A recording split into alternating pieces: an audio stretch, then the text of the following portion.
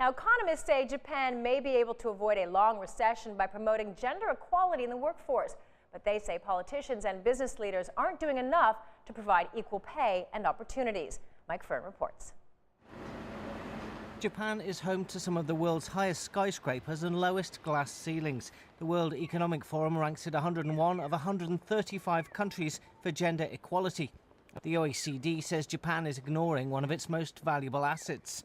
The integration of the female in the labor market is 63%, while the male is 84%.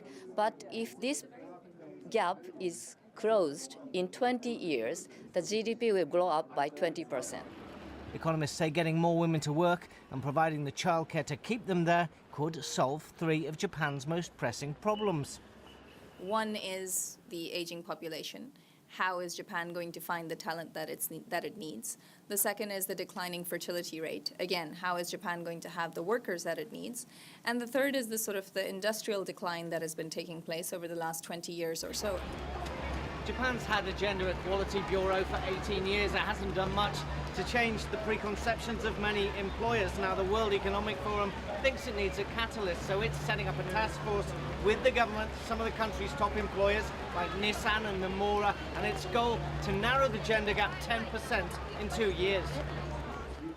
The Asian head of global recruitment agency Hays says workers can also shape their future career. I've worked for female and male managers in my career, and I've never felt that I've been treated any differently by any of them. Now, I know that's not the case in all companies, but I think it comes back to the communication top down, what the company says it's going to do for its employees, and if they're actually going to follow what they say they're going to do. Wright says role models are another key factor, a view shared by the World Economic Forum.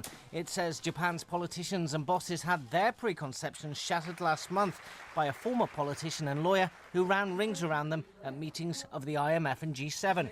Mike Firn, CCTV, Tokyo.